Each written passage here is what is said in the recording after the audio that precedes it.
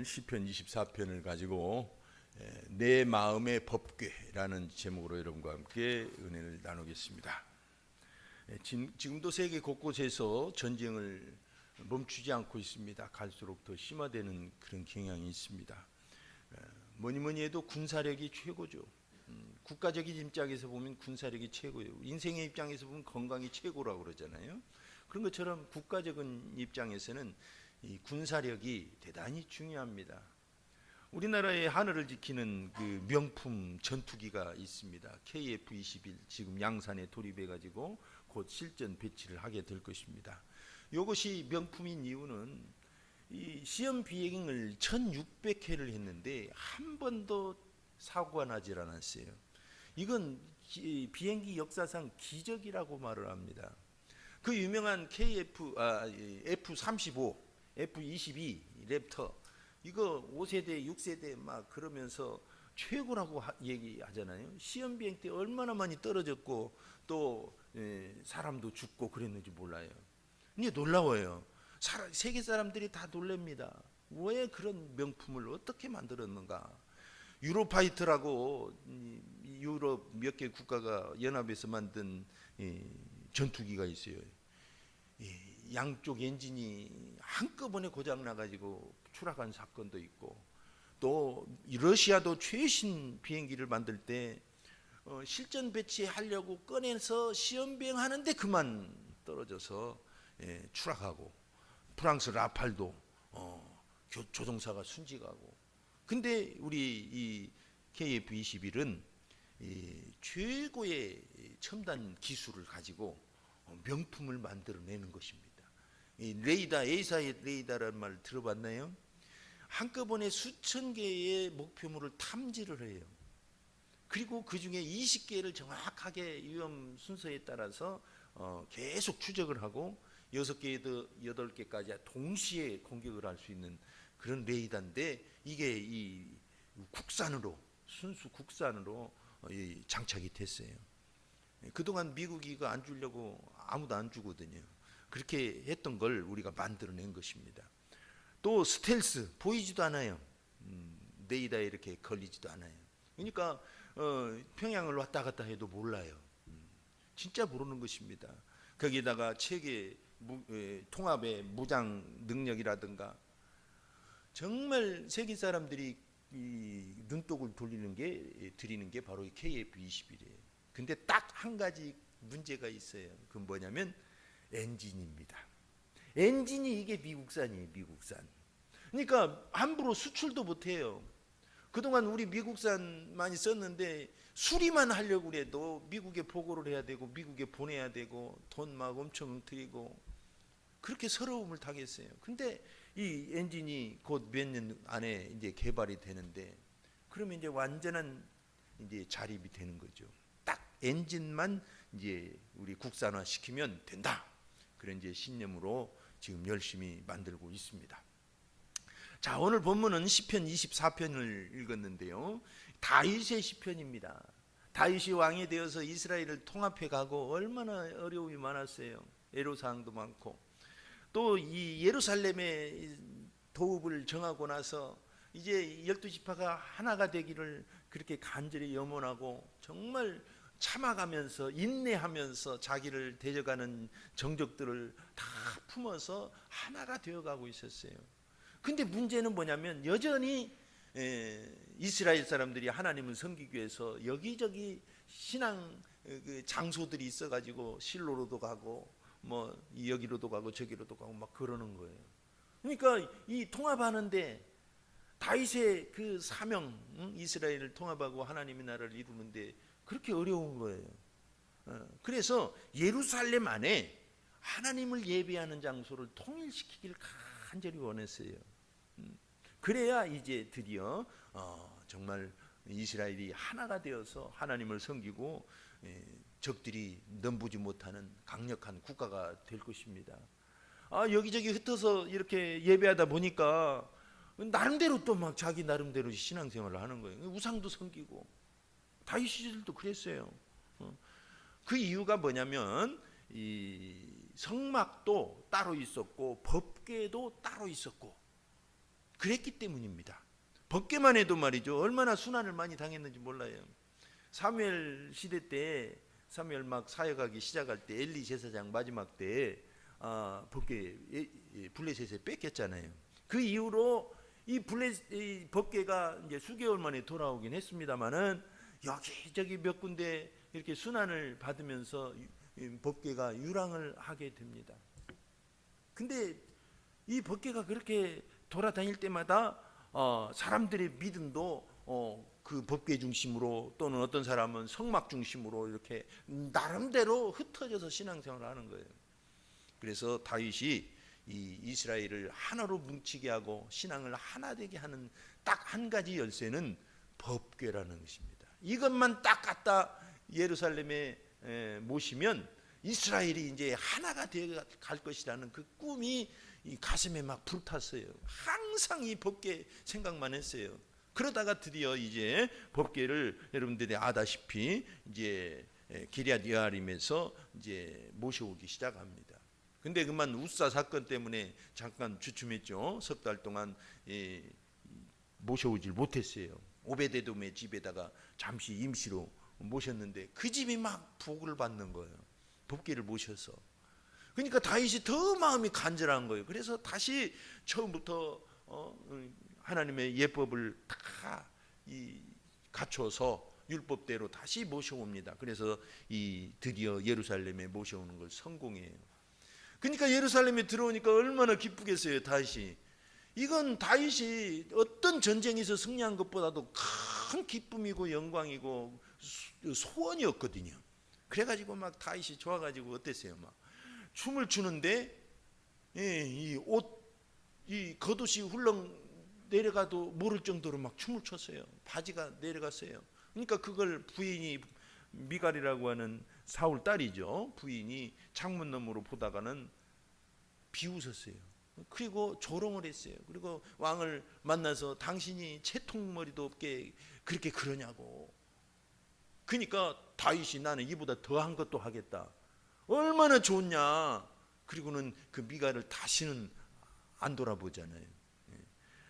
이만큼 다윗에게는 이 법궤를 갈망하고 그 간절한 소원이 집중되어 있었던 것입니다. 자, 여러분, 성도에게 법궤는 뭡니까? 예전에 법궤는 구약시대에는 하나님의 임재를 상징했어요. 근데 이제 예수를 믿는 우리에게는, 저와 여러분에게는 그 법궤가 뭐예요? 이보다 더한 무엇이 우리 가운데 오셨다는 것입니다. 이게 중요한 거예요. 법궤는 어디 있는지도 몰라요. 사라졌는지 어디에 숨어 있는지 아직도 몰라요. 그런데 영원히 살아계신 하나님의 영 성령께서 우리 가운데 오셨다는 것입니다. 이게 복음이에요. 이게 예수를 믿는 사람들의 최고의 특권일 수도 있습니다. 고린도전서 3장 16절, 너희가 하나님의 성전인 것과 하나님의 성령이 너희 안에 계시는 것을 알지 못하느냐 그랬어요. 그러니까 여러분, 다윗이 기뻐한 것보다 우리 성도들이 기뻐하는 것이 더 커야 되겠습니까? 작아야 되겠습니까? 이론적으로 따져도 더 큰 기쁨 속에 살아가야 돼요. 그러니까 오늘 다윗이 이 시편에서 보였던 그 몇 가지 교훈을 가지고 우리를 반성하면서 우리는 더 큰 은혜를 누려야 될 줄로 믿습니다. 네, 특별히 이 시편은 말이죠, 매년 매 안식일 그 다음 날 이렇게 즐겨 불렀던 시이기도 합니다. 그래서 첫 번째 우리가 해야 될 일은 뭐냐면 세상을 다 얻은 것 같이 살아야 돼요. 이게 중요한 것입니다. 제가 아이를 셋을 낳고 보니까 부목사 때 딱 이 셋째를 낳고 이제 출근을 하는데 천군만마를 얻은 기분이더라고요. 부자가 부럽지 않았어요. 야, 그래서 놀랬습니다. 제 자신을. 야, 예전에 사람들이 자녀가 많으면 그렇게 부자같이 넉넉 마음을 가졌다더라 한 생각이 나가지고 정말 기분. 근데 최근에 며느리를 얻고 나니까 또 세상을 얻은 기쁨이 다 얻은 것처럼 그렇게 기분이 좋더라고요. 여러분, 우리가 예수님을 처음 믿을 때를 한번 생각해 봅시다. 그때 여러분들 기뻤잖아요.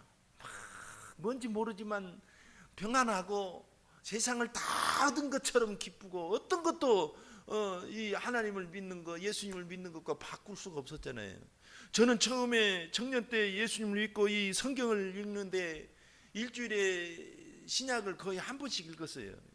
요한계시록은 어려워가지고 몇 번 못 읽었지만, 그렇게 막 성경을 매일 그 대학 입시 준비하면서도 그걸 막 틈틈이 읽었어요. 그때 이 옛날 성경은 이 삼면이 금색이었습니다. 빨간색 아니면 금색. 그래서 제 마음속에 그런 생각이 드는 거예요. 나는 금덩어리를 이렇게 큰 걸 갖다 줘도 내가 이 성경책과 못 바꾸겠다. 그런 생각이 들더라고요. 그만큼 막 간절한 거예요. 천하를 얻은 기쁨이 있는 거예요. 지금 이 많은 금덩어리 갖고 와서 바꿔달라고 그러면 얼른 바꾸죠. 근데 만약에 성경책이 딱 한 권밖에 없다면, 여호와께서 그 터를 바다 위에 세우시며 강들 위에 건설하셨도다. 하나님이 창조주시라는 것입니다. 이 두 가지 고백, 하나님이 온 땅의 주인이시고 하나님이 창조주시라는 것을 다윗은 힘껏 노래하고 있습니다. 할렐루야. 우리는 예수님을 통해서 창조주 하나님을 모셨습니다. 우리 마음에 모셨어요. 우리는 놀라운 특권을 갖고 있습니다. 요한복음 1장 12절에 영접하는 자 곧 그 이름을 믿는 자들에게는 하나님의 자녀가 되는 권세를 주셨으니. 이보다 더 큰 은혜가 어디 있어요? 천군 만마를 얻은 것보다 더한 큰 기쁨이죠. 그러니까 우리 성도들은 이렇게 살아야 됩니다. 내가 세상을 다 얻은 것처럼 그렇게 살아야 돼요. 늘 없는 것처럼 없다 그냥 죽는 소리하고 우는 소리하고 그러면 안 돼요. 제 가까운 친척 한 분이 만나기만 하면 예수 잘 믿는 분이에요. 근데 그냥 죽는 소리를 하는 거예요. 내가 없다 돈이 없다, 그냥 먹고 살만한데도 그러시더라고요. 요즘은 안 그러셔요. 이제 믿음이 많이 연단되셔가지고. 여러분들이 하나님을, 성령님을 우리 가운데 보내셨다는 것을 기억해야 됩니다. 그러니까 천하를 다 얻은 것처럼 살아야 돼요. 아시겠죠? 이게 대단히 중요한 것입니다. 이게 믿음이에요. 믿는 생활을 하면서 하나님이 나에게 모든 걸 주셨다라는 믿음이 있을 때 우리는 드디어 우리가 그렇게 얘기하는 자기를 이기고 환경을 이기고 흑암을 이기고 우리가 가는 곳마다 교회와 가정과 직장을 천국으로 일구는 힘이 생겨나요. 예수님께로부터 힘이 생겨나지만 이 믿음을 가질 때 그 승리가 우리 것이 되기 시작하는 것입니다. 그렇게 하시겠습니까? 세상 사람들은 어떤 재벌이나 어떤 세상의 권력과 선만 다 있어도 과장해서 막 자랑합니다. 어떤 사람은 사칭까지 합니다. 나는 누구 사장 아들이고 누구 재벌 족하고. 하물며 세상 사람도 그러는데 우리는 사칭할 것도 없어요. 우리 하나님이 우리 아버지신 것입니다. 우리가 필요한 것이 있다면, 우리가 꿈이 크면 그만큼 하나님은 공급해 주셔요. 이 대단히 중요합니다. 우리의 욕망과 정욕을 위하여 쓰면 야고보서 말씀처럼 들어주시지 않지만, 하나님의 꿈을 위해서 내가 필요한 것을 구하고 그러면 하나님은 넉넉히 주시는 분입니다. 우리 다 모든 것을 얻은 사람처럼 살아갑시다. 그렇기 때문에 베드로가 사도행전 3장을 보면 그 사도들이 무슨 돈이 있었겠어요. 성전에 기도하러 들어가니까 안진뱅이가 미문 옆에 구걸하고 있는 것입니다. 그 사람을 보니까 아직 하나님을 모르지만 뭔가 갈망하는 것이 예사롭지가 않았어요. 그래서 그에게 뭐라고 외칩니까? 은과 금은 내게 없거니와 내게 있는 것을 너에게 주노니 나사렛 예수 그리스도의 이름으로 일어나 걸어라. 이 베드로의 이 배짱을 보세요. 나 은과 금 없다. 그런데 내게 천하보다도 더 귀하신 예수님이 계신다. 예수님의 이름으로 그냥 안진뱅이를 고쳐버린 거예요. 할렐루야. 여러분 그렇게 삽시다. 네, 기적이 일어납니다. 자, 그런데 이 믿음을 유지하려면 어떻게 해야 될까요? 유지하는 것도 중요하거든요. 그러려면 하나님을 갈망해야 돼요. 믿음을 유지하는 것도 중요한데 그 어떻게 유지하느냐? 하나님을 갈망하는 것입니다. 여러분 우리가 꼰대라는 말 많이 하잖아요. 꼰대는 어떤 사람이에요? 나 때는 하고 자기 때 과거 얘기를 그렇게 많이 해요. 내가 어떻게 성공했고 어떻게 옛날에 금송아지를 몇 마리 갖고 있었고 내가 옛날 정말 개 타고 말장사할 때 저 만주벌판을 누빌 때 어땠고 막 그런 옛날 얘기를 해요. 나 때는. 그래서 라떼가 나왔잖아요. 거기서 라떼. 여러분 자꾸 과거 얘기하고 자기 기준 얘기하고 그런 과거 타령만 하는 사람을 세상에서는 꼰대라고 합니다. 그런 것처럼 우리도 자칫하면 영적 꼰대가 될 수가 있어요. 어떤 게 영적 꼰대일까요? 옛날에 믿었던 하나님만 생각하는 거예요. 옛날에 내가 잘 나가고 내가 믿음으로 승리했던 것만 얘기하는 거예요. 그것도 중요한데 더 중요한 건 지금 살아있는 믿음인 것입니다. 이게 대단히 중요해요. 지금 살아있는 믿음을 가진 것을 하나님은 원하시고 그 믿음을 지금 찾고자 하시고 야고보서에도 이 믿음을 살아있는 믿음이라고 그렇게 얘기하는 것입니다. 그래서 그 살아있는 믿음을 가지고 우리는 삶의 현장에서 정말 드러내야 돼요. 오늘 3절에 보니까 여호와의 산에 오를 자 누구며 그의 거룩한 곳에 설 자가 누구인가 그랬어요. 여러분 이 여호와의 산에 오르고 거룩한 곳에 설 자를 지금 찾고 계시는 것입니다. 과거에 여호와의 산에 올랐던 사람이 누군가 그 얘기 아니에요. 지금 하나님을 예배하고 살아있는 믿음을 가질 자가 누군가 그것을 지금 찾고 있어요. 그래서 예배는 하나님의 의와 그분의 뜻을 갈망하는 것입니다. 지금 살아있는 믿음을 갖는 거예요. 할렐루야. 하나님을 갈망해야 돼요. 제가 청년 때 주일날 예배하러 이제 갔습니다. 청년회가 끝나고 이렇게 모임이 끝나고 저 뒷쯤 앉아요. 막 우리 친구들이. 근데 앞에 이만큼 앉았던 어르신들이 남자분들 그때는 남자 여자가 이렇게 따로따로 앉았습니다. 그래가지고 남자석에 앉은 두 분이 막 옆에서 장난을 하는 거예요. 예배 시간에. 그러니까 청년들이 뒤에서 킥킥거리고 웃으면서 귀여우시다 그러는 거예요. 참 귀엽죠. 어르신들이 막 나이들. 근데 중요한 건 전 지금도 그 생각을 해요. 그게 진짜 귀여운 일인가? 하나님 앞에서 정말 진지하고 하나님을 배워야 될 그때 막 장난하고 있어요. 지금도 의문이 안 풀려요. 그 과연 귀여운 일이신가? 하나님만 아시겠죠? 하여튼 예배는 어떤 시간입니까? 하나님을 찾는 시간이에요. 하나님을 갈망하고 하나님을 만나고자 하는 그 뜨거운 마음이 있어야 됩니다. 할렐루야. 그래서 오늘 4절 보면 곧 손이 깨끗하며 마음이 청결하며 뜻을 허탄한 데 두지 아니하며 거짓 맹세하지 아니하는 자로다. 5절에 보니까 그는 여호와께 복을 받고 구원의 하나님께 의를 얻으리니. 그러니까 끊임없이 손을 깨끗이 하고 마음을 정결케 하고 뜻을 허탄한 데 두지 않고 하나님께 집중하면서 하나님을 갈망하는 거예요. 그래서 6절에 보니까 이는 여호와를 찾는 족속이요 야곱의 하나님의 얼굴을 구하는 자로다 그랬어요. 예배는 하나님의 얼굴을 구하는 시간입니다. 하나님을 뵙고자 하는 간절한 마음, 그게 바로 살아있는 믿음인 것입니다. 그래서 이 순간 우리는 하나님이 필요합니다. 하나님을 필요로 합니다. 하나님 나를 도와주셔서 하고 하나님의 얼굴을 구하는 저와 여러분이 되기를 결심합니다. 대단히 중요해요. 우리는 예수님을 통해서 이제 하나님께 얼마든지 나아갈 수 있는 길이 열렸습니다. 그래서 히브리서 4장 16절 그러므로 우리는 긍휼하심을 받고 때를 따라 돕는 은혜를 얻기 위하여 은혜의 보좌 앞에 담대히 나아갈 것이니라 그랬어요. 이제 주저할 필요가 없습니다. 예수님 안에서 내가 예수를 믿음으로 이제 담대하게 보좌 앞으로 뛰어가는 것입니다. 제가 개척을 하면서 마음이 답답해가지고 산기도를 하는데 그 믿음이 들어오더라고요. 뭐냐면 하나님께는 어떻게 나가는 거냐? 달려나가는 것입니다. 여러분 우리가 걸어가다 보면 산길을 걸어가다 보면 가시덤불이 있고 또 자갈길도 있고 험해요. 그거 일일이 피해가면서 가려면 언제 목표까지 가요?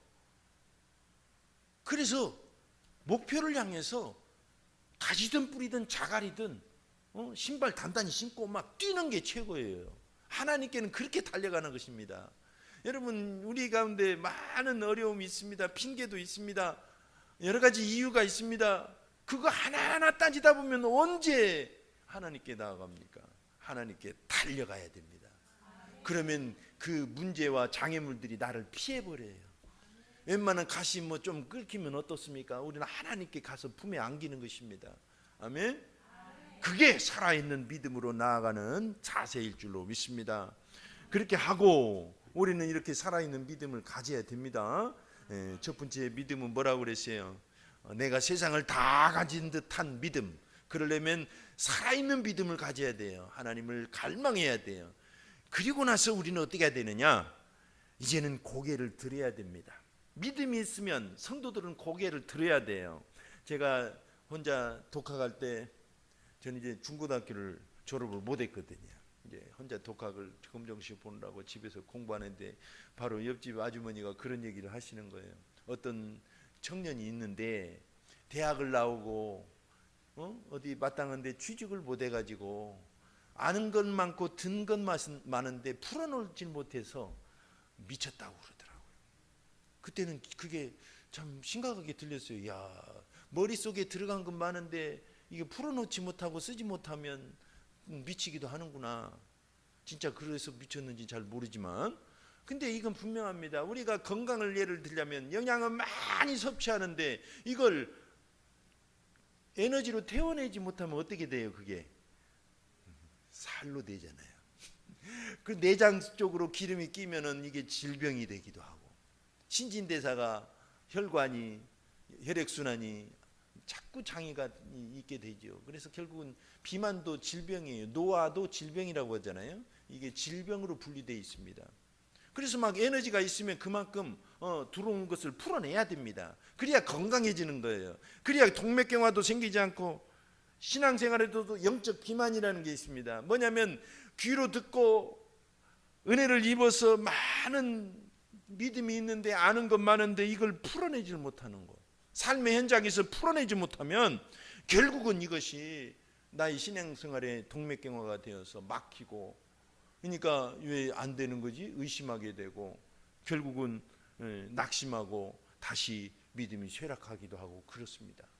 그래서 우리는 오늘 이 7절, 8절, 9절 말씀처럼 10절까지 말씀처럼 우리는 삶의 현장 앞에서 그리고 또 문제 앞에서 고개를 들어야 되는 것입니다. 고개를 들어서 내가 가진 그 하나님을 향한 믿음과 열정을 풀어내야 되는 것입니다. 오늘 7절에 보니까 문들아 너희 머리를 들지어다.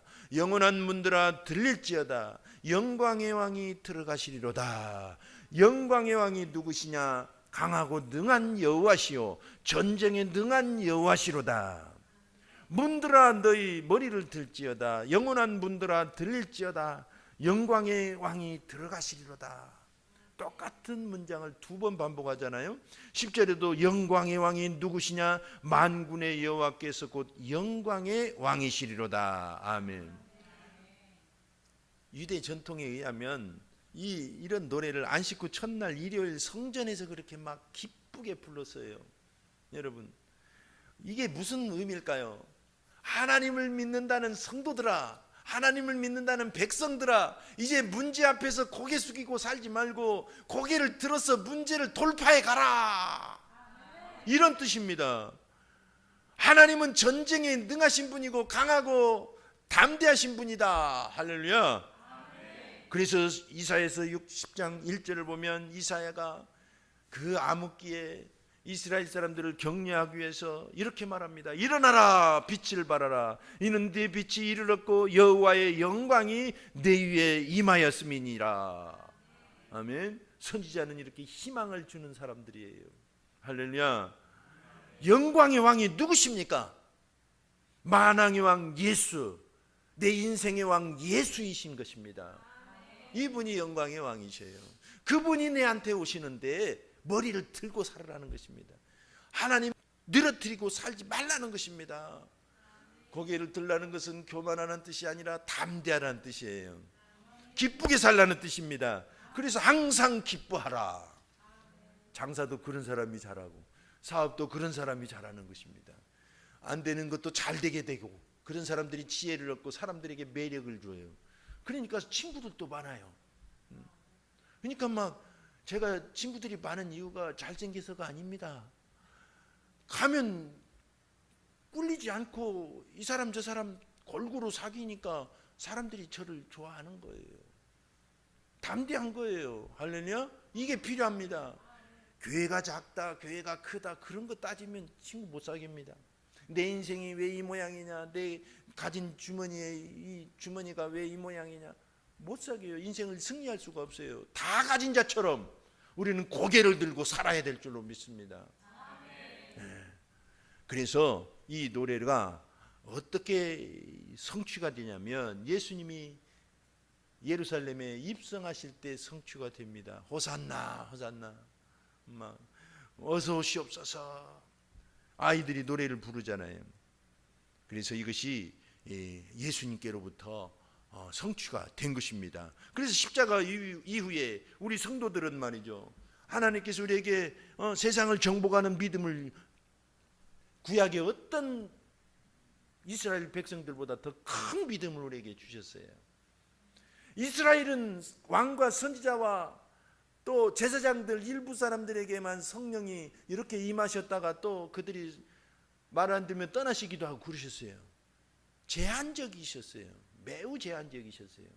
근데 신약에 와서 예수를 믿는 우리에게는 성령이 우리 가운데 내주하고 계시는 것입니다. 누구를 불문하고 예수님을 주로 영접하면 그 안에 성령이 들어오시는 것입니다. 예전에는 그냥 옷 입듯이 덧입어졌다가 이렇게 떠나시는데 지금은 내가 예수님을 거부하고 완전히 배교하지 않은 이상 성령은 떠나지 않으세요. 내가 연약하게 넘어질 때도 떠나지 않으십니다.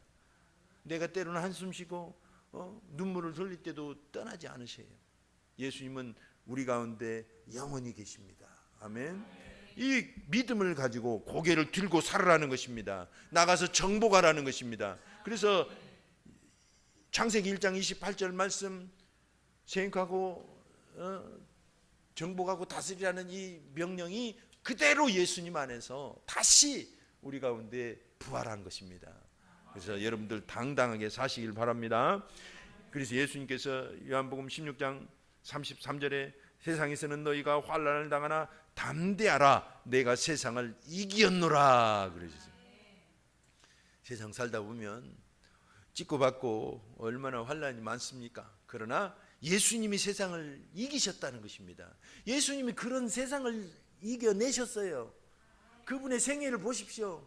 얼마나 고난과 핍박의 연속이었습니까? 돌로 죽이려고 하죠. 막 자객을 막 매복시켜 놓기도 하고 예수님 죽이려고 난리였어요. 음모를 꾸미고. 그런 삶을 예수님은 이겨내신 것입니다. 그러므로 우리가 담대하자는 것입니다. 네. 그래서 만왕의 왕이 이기시고 그분을 따르는 성도들도 이기는 것입니다. 그래서 요한계시록 17장 14절에 그들이 어린 양과 더불어 싸우려니와 어린 양은 만주의 주시오 만왕의 왕이심으로 그들을 이기실 터이요 또 그와 함께 있는 자들 곧 부르심을 받고 택하심을 받은 진실한 자들도 이기리로다. 네. 신천지의 어떤 사람은 자기가 이긴 자래요. 아닙니다. 예수님이 이기신 자고 그분을 따르는 모든 성도들이 이기는 자입니다. 이게 믿음인 거예요. 우리는 이기는 자예요. 그러므로 여러분 고개를 들고 사십시오. 아멘. 그래야 목 디스크도 안 생기죠. 안 그래요? 고개를 바짝 들고 문제 앞에서도 당당하고 그래야 어깨 근육도 안 뭉치는 거예요. 할렐루야. 네, 당당하시길 바랍니다. 다윗이 그대로 갈망했던 것은 법궤입니다. 아니 그보다 더 크신 창조주 하나님을 원했던 것입니다. 그 하나님이 예수님을 통해서 저와 여러분 마음에 오셨습니다. 그렇기 때문에 이제는 세상을 다 얻은 것처럼 삽시다. 얼굴 피고 그리고 지나간 것에 안주하지 마시고 이제 지금 주님의 얼굴을 구하고 문제를 가지고 가서 구하고 기쁨을 가지고 또 가서 구하고 하나님의 얼굴을 구하고 살아있는 믿음을 갖게 될 줄로 믿습니다. 그리고 세 번째로는 어떤 삶의 무게와 고난 앞에서도 고개를 숙이지 맙시다. 만왕의 왕이신 예수님이 이미 세상을 이기셨습니다. 마음의 법궤 바로 예수 그리스도이십니다. 우리는 고개를 들고 당당히 세상을 향해 나아가서 승리하는 저와 여러분 하늘정교회 성도입니다. 이 시간 합심해서 한번 기도하겠습니다.